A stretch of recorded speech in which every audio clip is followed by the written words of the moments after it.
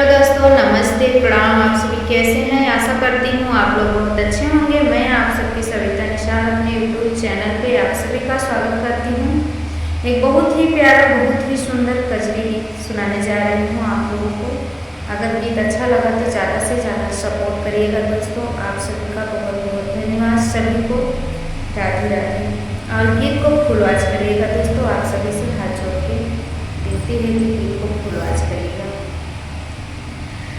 बदरी समझी समझी जल बरसे, रथ पे भी गई रावणवाना। बदरी समझी समझी जल बरसे, रथ पे भी गई रावणवाना। सोने की थाली में जेवर बनाए, सोने की थाली में जीवन बनाए। बदरी समझी समझी जल बरसे, रथ पे जेवई रावणवाना। बदरी समझी समझी जल बरसे, रथ पे जेवई रावणवाना। बदरी समझी समझी जल बरसे, रथ पे भी गई रावणवाना। बदरी समझी समझी जल बरसे, रथ पे भी गई रावणवाना। गंगा जमुना से जल भरी लाए, गंगा जमुना से जल भरी लाए। बदरी समझी समझी जल बरसे, रथ पे घोटई रावणवाना। बदरी समझी समझी जल बरसे, रथ पे घोटई रावणवाना।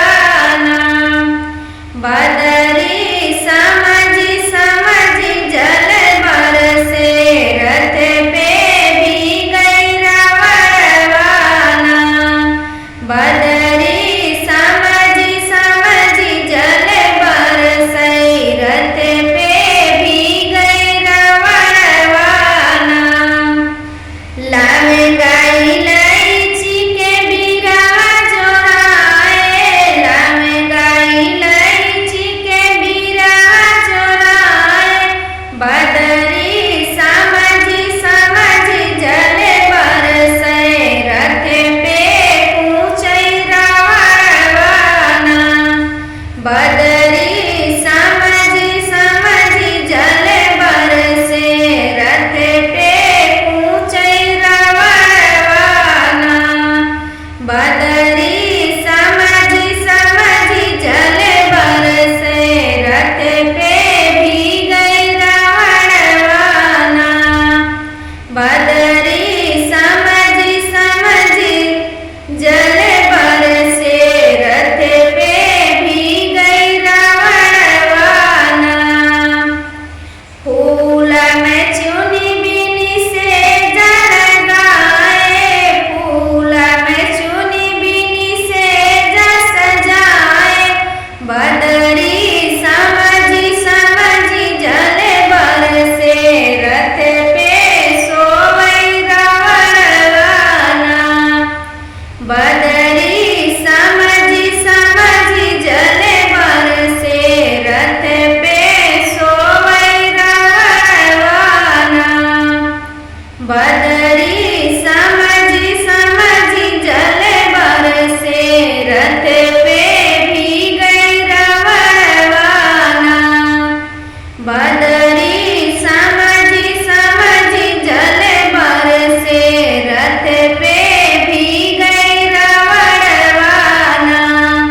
बदरी समझी समझी जल बरसे, रथ पे भी गई रावणवाना।